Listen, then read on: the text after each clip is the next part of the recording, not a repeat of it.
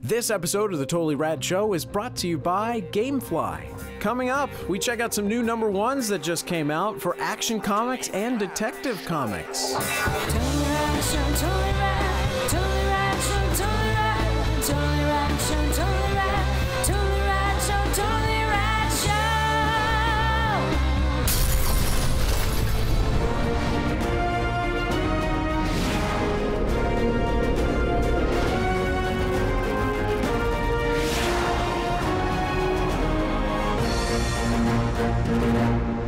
We are in it now, folks. The DC relaunch is in full swing this month. Last week, hopefully you saw us talking about Justice League #1, which we had some very controversial views about. Not controversial. Yeah, what? Just different.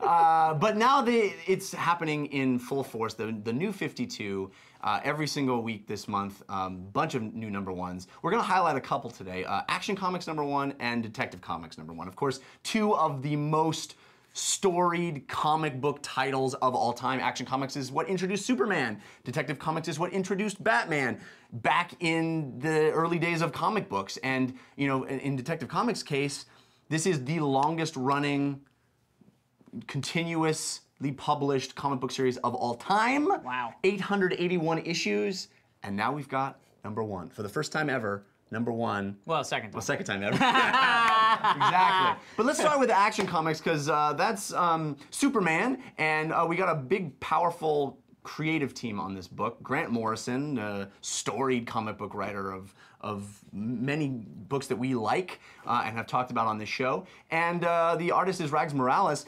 And this is a different kind of Superman book. I mean, we've got not one, not two, but 3 major Superman action sequences. People that complain, as we did last week, I think some of us complained last week about Justice League not enough happening. We get tons of action. We get a glimpse into Clark Kent's life. We get Lex Luthor. We get lots of stuff going on. Dan, I'm sure you loved Superman because you love superheroes. Look, still having some fun with these #1s. They're light affairs. Very thin though, very thin affairs. I still am bewildered. It's sort of gonna be my theme here. I'm bewildered. I don't get it. It doesn't feel like a first issue. None of these so far felt like I'm starting at the beginning of anything. So Well, but do you really need to see Ma and Pa Kent find him? No, but I also don't know that, like, it also doesn't feel like the beginning of anything. It doesn't feel like he just arrived in this after that happened, or maybe he's just starting an arc of some kind. It feels like I'm already in the middle of something that that has no gravity to me, and I still feel like I'm reading something that would have gravity to someone who already loves these characters, Superman and Action Comics. But it seems like a unique take on Superman. There's not much story. There's just a couple plot point. Like it doesn't work on its own. It feels like it's just a part of what will be its longer arc, but it doesn't have its own thing going on in it. And I also don't get one more quick thing, but I want to dig a little deeper. Okay, but go ahead. But one of these is like I want to ask you about his relationship to Justice League in that. Is the Superman in this comic the same Superman in Justice League? I don't think so. Yeah. No, I think this is taking place in a different kind of time. So like that's what's weird to me is I thought, and the costuming doesn't seem to resemble where they're going with the movies. And I thought there's maybe another this Superman is my wrong. There's Superman #1. That's for that. Okay. Right? So this is what's interesting is like I thought that the reset is DC's plan to like integrate the movies and the thing. So people that just watch these superhero movies that never read comics can like start at the beginning and like get it, you know, and be a part of it. That may be part of the problem is the expectation of what it's supposed to be. That's what I'm saying. I think it's supposed to be a fresh start for people to hop on and not feel encumbered by what's been going on.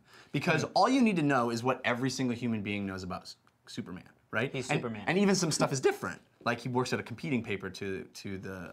It just doesn't feel that. It doesn't feel like that. Or Lois works at a competing than the Daily. It doesn't feel that way to me. It doesn't feel like anything's. It still doesn't feel like anything's happening that I should empathize with on the page. So like I said, I still like kind of don't get it. But and the fact that like there's going to be a different Superman in Superman 1, like I don't think it's a success in acquiring people that haven't read comics. It doesn't seem to be playing to that interest. It seems more like Rebirth to me, or something like it's resetting things for people that dig the comics. Like now you're gonna have an easier time. You know what I mean? Like, it doesn't seem to be ushering new eyes. Well, I definitely, I definitely Albrecht enjoyed over here. it more than that. But the funny thing is, I totally agree with Dan, especially in this one, which is it does not feel like a beginning. It doesn't, because it's like that's that guy who's been around here for so long, and we don't, you know what I mean? All of the number ones, the conceit is that we're 6 months in. Ah, okay. I don't know if you noticed that they mentioned that in all 3 books that we've read so far. That 6 months after the super people appeared. So I mean, that's okay, but which I think But is it's not kind just of chronological starting at the beginning. It's like emotionally, like Investing in this bring me character. into the story. You know, even if great movies start in the middle and so on, but I'm like emotionally being brought into this. It's the first like connection to the character that you're having, and you're understanding where he's coming, where he's going, even if it's his middle. So I do understand that point, and I do agree with that point. Though I actually really enjoyed this number one. I like the sort of grittier Superman that we're kind of seeing, but yet he's still a good guy at heart. You know, there are moments of sort of like, you know, almost like, oh my God, are they going to make Superman sort of a badass or sort of a bad guy instead of the sort of bubblegum, cotton candy, all-American, you know, Captain America type, you know, guy who's above everything and just all it is truth, justice, and the American way. You know what I mean? And they kind of played with that a little bit, and I really enjoyed that because I was like, well, what am I going to see? You know, is he going to kill somebody? Is he going to blah, blah, blah, blah? You know what I mean? Like, what's happening? And I thought that the sort of concepts that they ended the thing on with the sort of, you know, what happens when something comes to Earth that's not from Earth. Usually that's not a good thing for the people who are in those ecosystems. And I thought that was a really interesting way to sort of take the negatives of what could happen with having somebody like Superman on the Earth.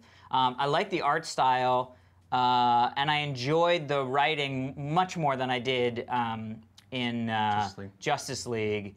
So I actually did enjoy it, you know, but I mean, I totally agree with Dan. I don't think that those are bad points. I mean, it does sort of start not at the beginning. It does sort of feel like I'm picking up the beginning of a trade story arc and not the beginning of a history of an entire character. Oh yes, it's certainly a valid point, and I didn't mean to say otherwise. I loved this book. I think it's the strongest one I've read. Well, one of the strongest of the number ones that I've read.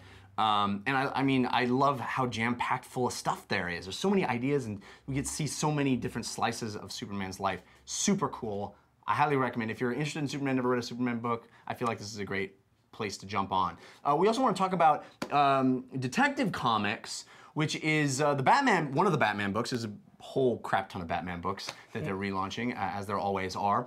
And this one is by Tony Daniel, and he's both the writer and the artist.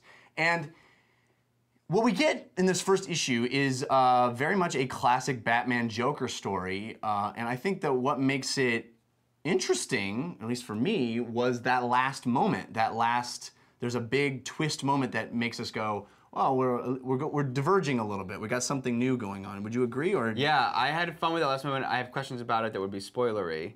We'll talk about it afterwards. But that was a cool moment. Theoretically, if I understand it correctly, and I dug the Batman as a film noir protagonist, and Humphrey bargaining his way through solving a mystery, and I enjoyed the Joker's gadgetry. Fun to see played out. Still a little bit of a thin experience, but cool. And the art. When was you cool. say thin experience, you mean because there's just one issue, or no, just not a lot of meat on the bone. You know, we haven't. It's like I read the first. We haven't talked about this comic, but I'm sure we will at one point. Scarlet, and issue number 1. Interesting ideas, emotional character moments. I see where it's certainly just the first part of something. An amazing hook at the end, but has its own arc inside its episode. It's a story well told. It's enthralling and So, and this isn't that. This is a very light, I'm watching a Saturday morning cartoon, you know? But actually, even Saturday morning cartoon has its own story. It's pretty dark. Yeah. Light is in not a lot of meat. Not a lot to say. I don't, you know, there's no character story. There's no, Alex? I loved it. This was one of my favorite comic book experiences. I mean, I loved the art. I loved the writing. I loved where it went. I loved how dark it was. Almost like they went, you know, the Christopher Nolan Joker isn't dark enough. Let's go darker. You know what I mean? And it got to a point where I was like, this is like watching, you know, get rid of the cape and get rid of the fact that the guy's a Joker. You're watching a horrific serial killer chase movie. You know what I mean? And that, to me, was really fun.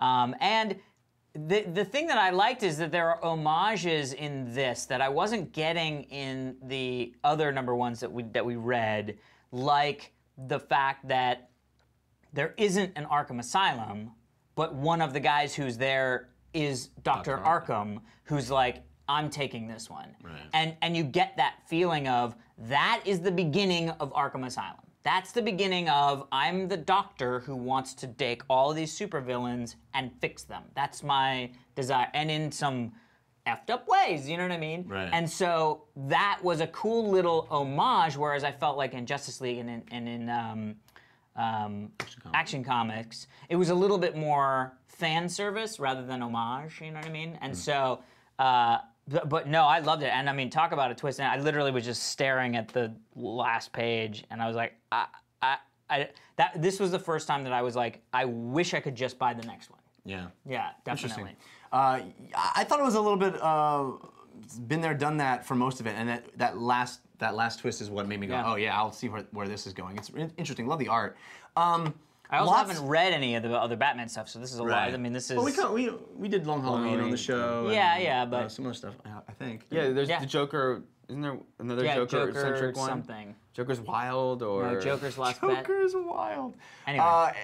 Lots of new #1s out this week. We only managed to touch on 2. Did you end up reading Animal Man #1?